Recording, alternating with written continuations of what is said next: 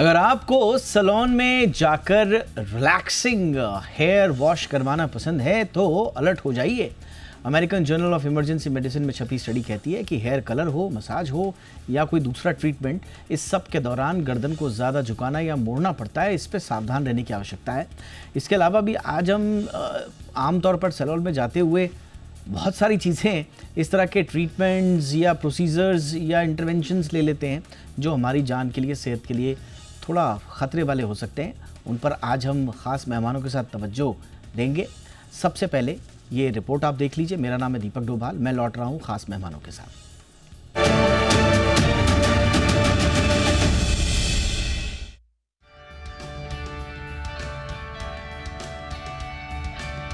Relaxing hair wash करवाना बेहद पसंद है तो ज़रा सावधान हो जाइए। एक ताज़ा रिसर्च ने चौंकाने वाले खुलासे किए हैं। American journal of emergency medicine के मई 2025 एडिशन में छपी एक स्टडी के मुताबिक बार बार सैलून में सिर धोना आपके लिए स्ट्रोक का खतरा बढ़ा सकता है। स्टडी ने पिछले 5 दशकों में हुई 22 रिसर्चर्स का विश्लेषण किया, जिसमें 54 केसेस सामने आए। इन सभी मामलों में एक ही वजह थी, ब्यूटी पार्लर स्ट्रोक सिंड्रोम यानी BPSS। Beauty parlour stroke syndrome क्या है, इसे भी समझ लीजिए। दरअसल जब आप सैलून में शैम्पू बोल पर सिर पीछे की तरफ झुकाते हैं तो गर्दन में मौजूद वर्टिब्रल आर्टरीज दब सकती हैं या फट सकती हैं। ये वही नसें हैं जो दिमाग तक खून पहुंचाती हैं और यही हल्की सी लापरवाही कभी कभी स्ट्रोक का कारण बन जाती है। सिर्फ स्ट्रोक ही नहीं, इस सिंड्रोम से चक्कर आना, धुंधला दिखना, बैलेंस बिगड़ना, सिर दर्द, उल्टी, लड़खड़ाती जुबान, शरीर के एक हिस्से में कमजोरी या लकवा जैसी समस्याएं भी हो सकती हैं। हैरानी की बात यह है कि ये लक्षण कई बार दिनों या हफ्तों बाद सामने आते हैं। रिसर्च में यह भी सामने आया है कि प्रभावित लोगों में 80% महिलाएं थीं। उम्र का दायरा किशोरियों से लेकर बुजुर्गों तक फैला हुआ था, यानी खतरा हर उम्र में मौजूद है। रिसर्चर्स का कहना है कि न्यूरोलॉजिकल इमरजेंसीज में BPSS इसलिए खास है क्योंकि इसका कारण बेहद आम है। सैलून में हेयर वॉश के दौरान गर्दन का ज्यादा पीछे झुकना जानलेवा भी हो सकता है।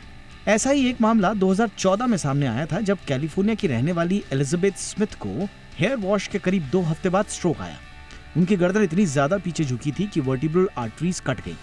नतीजा ये हुआ कि आज भी उनको चलने फिरने में दिक्कत होती है। बाएं हाथ की मोटर स्किल्स कमजोर हैं और बाईं आंख पर असर पड़ रहा है। उन्होंने इसे लेकर कोर्ट केस भी किया था। अब सवाल उठता है कि ऐसी स्थिति में क्या करें। एक्सपर्ट्स के मुताबिक सैलून में हेयर वॉश के दौरान गर्दन को सपोर्ट जरूर दें। इसके लिए रोल, टॉवल या कुशन का इस्तेमाल करें ताकि गर्दन ज्यादा पीछे न झुके और आप स्ट्रोक के खतरे से बच सकें। यदि आप अपना सिर पीछे की ओर झुकाते हैं और आपको सुन्नपन या झुंझुनी महसूस होती है और आपकी बोली लड़खड़ाती है तो ये चोट के संकेत हो सकते हैं। इसके अलावा भी सैलून में मसाज, मालिश या अकड़न को दूर करने के लिए कोई भी प्रैक्टिस अपनाने से पहले प्रोफेशनल फिजियोथेरेपिस्ट से जरूर मिलें। तो अगली बार जब आप सैलून जाएं तो स्टाइल के साथ साथ सेहत का भी ध्यान रखें, क्योंकि जरा सी लापरवाही आपकी परेशानी बढ़ा सकती है। ब्यूरो रिपोर्ट, जी media.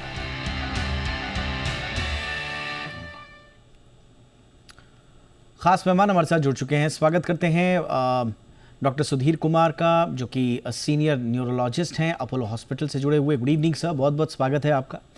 Doctor Anurag Mehrotra sir हमारे साथ हैं, सीनियर कार्डियोलॉजिस्ट। बहुत बहुत स्वागत है डॉक्टर मेहरोत्रा आपका। हमारे साथ हैं मनीषा चोपड़ा जी, फाउंडर हैं सी सोल कॉस्मेटिक्स की। बहुत बहुत स्वागत है मनीषा आपका भी हमारे शो पे। डॉक्टर सुधीर कुमार सर, आपसे ही चर्चा की शुरुआत कर रहे हैं।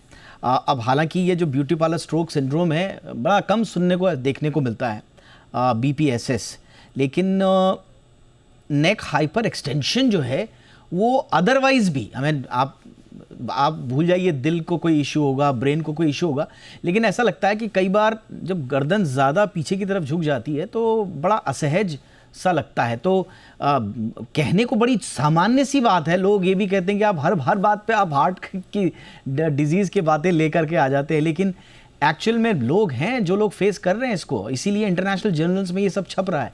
तो सर, कितना खतरनाक हो सकता है, क्या क्या सावधानियां बरतनी चाहिए? सबसे पहले बेसिक नेक हाइपर एक्सटेंशन के क्या क्या खतरे हो सकते हैं सर? धन्यवाद दीपक जी। मतलब ये एक अच्छा टॉपिक है क्योंकि ये आम जिंदगी से जुड़ा हुआ मसला है और जैसा आपने कहा ये काफ़ी कॉमन नहीं है, जो कि अच्छी बात है। लेकिन ये भी नहीं है कि एक केस ऐसा देखा था जो कि नवंबर 2022 में मैंने अपने एक्स के पोस्ट पे लिखा था और ये काफ़ी न्यूज़पेपर्स में भी ये छपा था। तो बेसिकली अगर इसका ये ब्यूटी पार्लर स्ट्रोक सिंड्रोम के बारे में अगर हम देखेंगे, तो जब ये बाल को जब शैम्पू से धोते हैं और उसे सिंक में या बेसिन में रखते हैं, तो उस टाइम जो गर्दन है वो एक्सटेंड होता है और कभी एक तरफ भी उसको एक्सटेंड कर सकते हैं, मतलब एक बाईं तरफ या दाईं तरफ। और जैसा कि आपने बताया कि हमारे ब्रेन की खून की सप्लाई के लिए दो आर्टरीज होते हैं, सामने कैरोटिड आर्टरी और पीछे वर्टिब्रल आर्टरी। तो जब ऐसा गर्दन अगर हाइपर एक्सटेंड हो तो कभी कभी क्या होता है, वर्टिब्रल आर्टरी में प्रेशर आ सकती है। और बहुत रेयर केसेस में एक हम बोलते हैं डिसेक्शन, जिसमें कि ये जो आर्टरी है वो कट भी सकती है और उसके कारण जो पीछे का हिस्सा है ब्रेन का, सेरेबेलम और ब्रेन स्टेम, वहाँ पे खून की सप्लाई कम हो सकती है। लेकिन ये काफ़ी कॉमन नहीं है, ये बहुत ही रेयर सिंड्रोम है। और जैसा कि आपने बताया अभी तक लेस देन 100 केसेस हैं। लेकिन ऐसा भी नहीं है कि ये मतलब लोगों को दिखता नहीं है। ऑलमोस्ट सारे न्यूरोलॉजिस्ट ने जो कि 20-25 साल से प्रैक्टिस कर रहे हैं, डेफिनेटली सिंगल डिजिट में ऐसे केसेस देखे हुए हैं।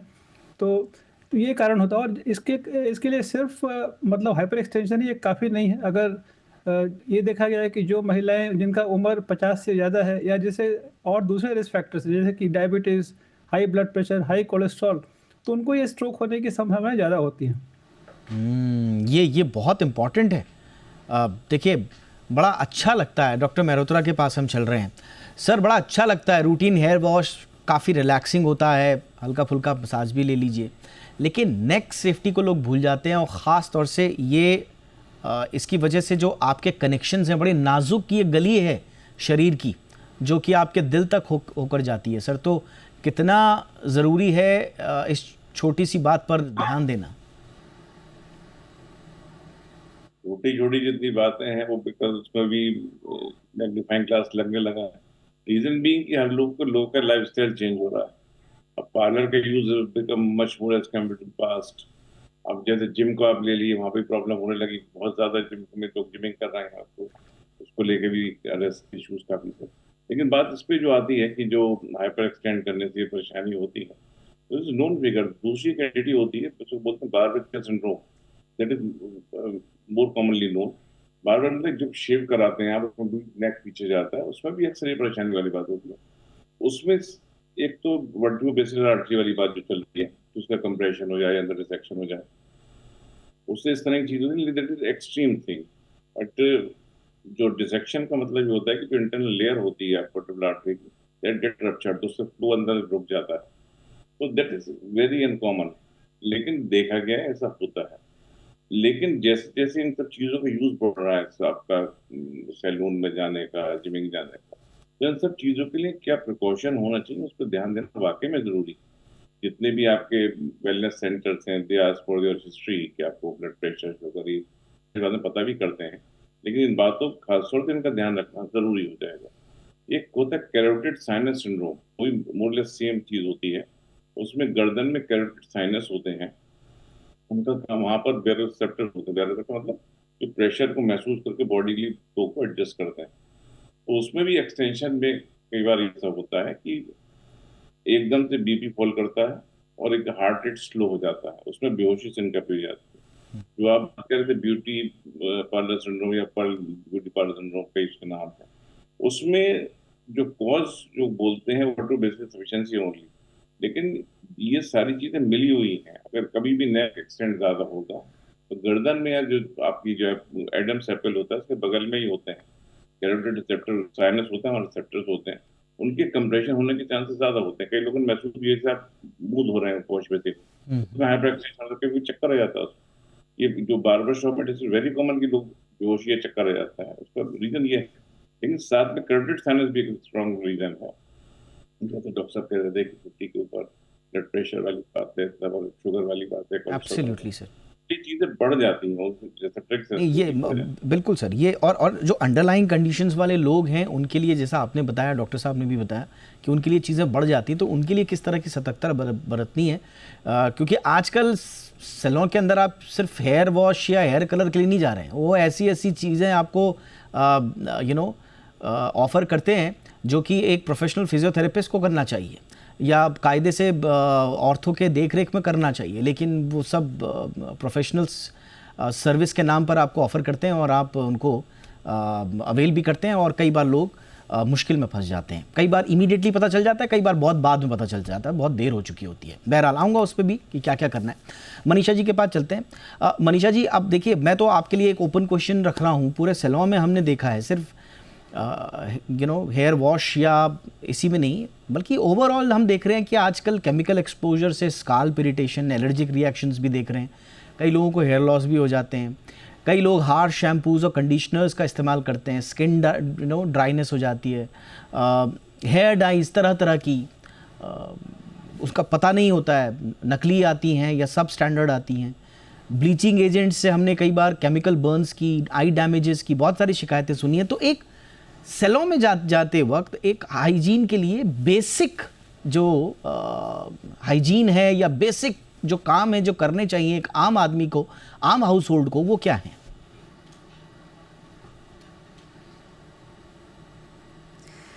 दीपक जी, सबसे पहले तो जब भी आप किसी सैलून में जाते हो, वहाँ पर आपको ये समझ में आना बहुत ज़रूरी है कि उनका नॉलेज कैसा है उस सब्जेक्ट को लेके।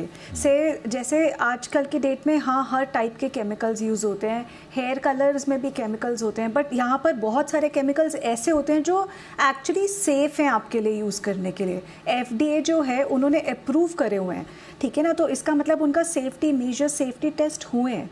लेकिन उसी टाइम पे ऐसे बहुत सी कंपनियां हैं जो प्रोडक्ट्स बना के बेच रही हैं और जो सैलून्स सस्ते दामों में भी वो सर्विस करते हैं, ठीक है, जिसमें बहुत ज़्यादा केमिकल्स होते हैं। और उस टाइम पे जो क्लाइंट है ना, उसका प्रॉब्लम ये है कि उसको बस रिजल्ट चाहिए, उनको सस्ता चाहिए और रिजल्ट चाहिए। तो सस्ते और रिजल्ट के चक्कर में वो कुछ भी करा लेते हैं बिना सोचे, बिना समझे। और तो मुझे ये लगता है कि आपको एक बेसिक नॉलेज कि उसमें कोई टाइप के पैराबेन्स ना हो, सल्फेट्स ना हो, फॉस्फेट्स ना हो, ठीक है, फॉर्मेल्डिहाइड ना हो, इस टाइप के जो केमिकल्स हैं वो ना हो, ताकि जब आप कोई भी ऐसा प्रोडक्ट अपने बालों पे या अपनी त्वचा पे इस्तेमाल कर रहे हैं तो आपको पता हो कि ये सेफ़ है, इससे आपको कोई प्रॉब्लम नहीं होगी हेल्थ वाइज या आपके स्किन के टेक्सचर में, ठीक है। और ये सारी चीज़ें मतलब हमारे लिए बहुत ज़्यादा मायने रखती है। जैसे डॉक्टर साहब ने भी बोला पहले कि ये आपको सिर्फ एक इंटरनल हेल्थ नहीं, एक्सटर्नल हेल्थ, दोनों चीज़ों पे बहुत ज़्यादा इसका फ़र्क पड़ता है। तो आपको अपने सैलून का जो थेरेपिस्ट है उसने कुछ भी बोल दिया, उससे कराने से पहले उसके बारे में थोड़ा सा ज्ञान होना कि आप जो चीज़ लगाने वाले हो या वो जो चीज़ आपके सर पे इस्तेमाल करेंगे या आपकी स्किन पे इस्तेमाल करेंगे वो कितना उसमें कितने टाइप के केमिकल है और उसका क्या असर होगा। Absolutely. So this is very basic thing but very important thing. जो भी व्यक्ति को आप अपने ब्यूटी के लिए, अपनी ग्रूमिंग के लिए जो भी काम सौंप रहे हैं, वो उस बात का एक्सपर्ट है या नहीं है, उस साइंस को वो जानता है या नहीं जानता है, ये बहुत इंपॉर्टेंट है। एक छोटे से ब्रेक के लिए रुकते हैं। ब्रेक के उस पार सैलून के अंदर जाने के बाद हम, जैसे मैंने बताया कि बहुत सारी चीज़ें हम बतौर एक्सपर्ट्स उनको मान के अवेल करते हैं, तो क्या उन बातों का ध्यान रखना चाहिए। और मोस्ट इम्पॉर्टेंटली जो लोग अंडरलाइन कंडीशंस वाले हैं, जिनको बीपी है, जिनको शुगर है, जिनको कार्डियोवैस्कुलर डिजीज़ हैं या दूसरी तरह की दिक्कतें हैं, क्या उनको अतिरिक्त सावधानी बरतनी चाहिए सैलून में जाते वक्त? छोटे से ब्रेक के बाद इस पर भी चर्चा।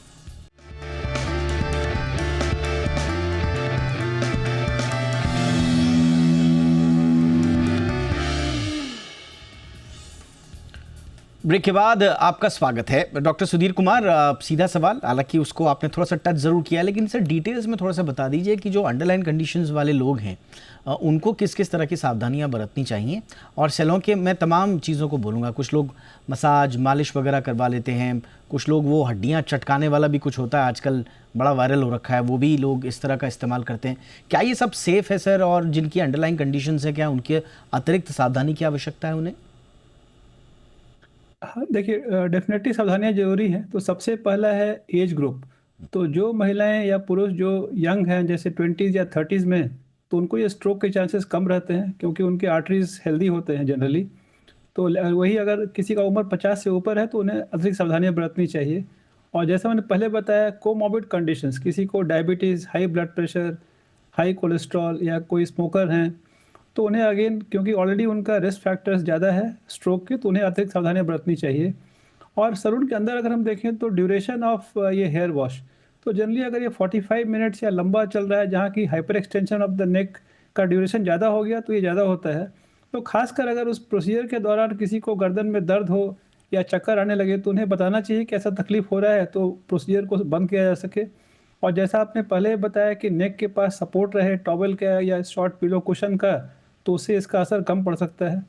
और रही बात मर्दों में, जैसे आपने बताया 20% केस मर्दों में होते हैं, तो वहाँ पे बेसिकली अगर कुछ बार्बर जो कि ट्रेंड नहीं होते हैं और वो आपको ऑफर करें मसाज के लिए, जैसे कि सर हिलाना, गर्दन हिलाना और आवाज़ निकालना, चटकाना, तो वो डेफिनेटली बहुत ही मतलब डेंजरस है, रिस्की है। और हमने ऐसे केसेस देखे हैं जहाँ की हेयर कटिंग के तुरंत बाद मसाज के दौरान उन्हें स्ट्रोक आ गया, क्योंकि वर्टिब्रल आर्टरी जो होती है उसमें डिसेक्शन से ब्रेन का ब्लड सप्लाई रुक सकता है। तो वहाँ पे जो कोई अनट्रेंड जगह पे आप नेक का मसाज ये सब नहीं कराएं, कोई ट्रेंड फिजियोथेरेपिस्ट है, कायरोप्रैक्टर है, वहाँ भी बहुत ही सावधानी चाहिए और जनरली उससे बचना ही बेहतर है। एब्सोल्युटली। अनुराग मेहरोत्रा सर, कितना ज़रूरी है हर सैलून में ये एक प्रॉपर बेसिक हाइजीन को मेंटेन करना कि सैलून के अंदर जो भी व्यक्ति आ रहे हैं किसी भी एज ग्रुप के, और ख़ास तौर से अगर वो एल्डरली हैं, वुमेन हैं, प्रेग्नेंट वुमेन हैं, उनकी कंडीशंस को जानना समझना कि भाई आपको कोई पहले से कोई इशू तो नहीं है, और इसका एक सेंसिटाइज करना लोगों को कितना ज़रूरी है सर? सैलून का उपयोग बहुत ज़्यादा बढ़ता जा रहा है, तो इसको लेके भी स्टैंडर्ड ऑपरेटिंग प्रोसीजर्स बनने चाहिए जरूर। जब इस तरह की चीज़ें हैं, और उसमें दूसरा इशू ये भी होता है कि जो मिडिल एंड थोड़ा हायर एज ग्रुप के फीमेल्स होते हैं, they are more beauty conscious. उसी एज में फाइबर कोलेस्ट्रॉल में ब्लड प्रेशर, डायबिटीज होने वाली बात भी ज़्यादा होती है। तो एक तो जहाँ भी जो भी वहाँ का स्टाफ है, staff must be trained adequately, उनको मालूम हो कैसे क्या करना है। Even if presence of a physician doctor is required in good saloons, तो जो अगर उनका इंफ्रा इस किस्म का है कि जहाँ पर उनकी प्रॉपर हिस्ट्री लेके उसके बाद करने वाली बात, उसके लिए चेक करने की इस तरह की कोई बात तो नहीं है, ठीक रहता है। एसओपीज बनना बहुत जरूरी है। जैसे दूसरी बात भी कहते, डिफरेंट एस्पेक्ट है पर्सनैलिटी के, इम्प्रूव करने के लिए वो बढ़ते जा रहे हैं, सभी में परेशानी आ रही है, तो हर जगह एसओपीज होना जरूरी है। अब जो एस्पिरेशंस है कि हमें इस तरह करना है, बेटर दिखना है, अच्छा दिखना है, तो उसमें कहीं ना कहीं मार्केट फोर्सेस भी आती हैं कि तब ऐसा कर लेंगे तो ऐसा हो जाएगा। Many exotic treatments are there, जबकि बात हो रही तरह की मसाज में, तो जितनी भी इस तरह की एक्सोटिक चीज है, दे शुड बी अवॉइडेड, इसमें कोई शक ही नहीं है। जो भी कोई इस तरह की हाइपर एक्सटेंशन रिलेटेड कहीं भी एक्टिविटी होने वाली बात है, इस बात पर फोकस कर रहे हैं, उसके लिए उस व्यक्ति की स्पाइन, उसको कोई क्लिनिकल हिस्ट्री, सारे बातों का मालूम होना जरूरी है। जो मैं फिर बोल रहा हूँ, एक स्टैंडर्ड प्रोटोकॉल जो ठीक होती है वेल्थ सेंटर, उसमें भरवाते हैं उनसे जो पूरा की आपकी क्या क्या हिस्ट्री कैसे रही है, एंड दैट इज एसेस्ड कि उनको अपना जो बेसिस कर रहे हैं, उसके बाद दे स्टार्ट डूइंग थिंग्स। लेकिन क्योंकि इतने ज्यादा सैलून हो गए हैं, कॉमनली होते जा रहे हैं, तो परेशानी वाली बात तो हो सकती है। And we know why it is and we know how to prevent them, तो इसके लिए स्टेप्स लेने की जरूरत है मेरे ख्याल। एब्सोल्युटली सर, यही बहुत बुनियादी बातें हैं जो समझनी आपको ज़रूरी हैं। मनीषा जी, ख़ास तौर से महिलाओं के लिए आप क्या कहेंगी, क्योंकि इस तरह के जो दिक्कतें होती हैं, स्ट्रोक वगैरह, उनका शिकार ज़्यादातर महिलाएं हो रही हैं, और स्वाभाविक है ग्रूमिंग के लिए अपने ऊपर इन्वेस्ट करना बहुत अच्छी बात है, everyone should look good, but ये भी ध्यान में रखना है कि कहीं आपकी सेहत से खिलवाड़ ना हो रहा हो। तो apart from the knowledge of जो भी उसको वहाँ पर जो प्रैक्टिशनर है, जो भी वहाँ पे सैलून के अंदर जो भी प्रोफेशनल है, अपार्ट फ्रॉम उसकी क्वालिफिकेशन के और क्या क्या चीज़ें हमको मद्देनज़र रखनी चाहिए, ख़ास तौर से महिलाओं के लिए आप क्या सलाह देंगी?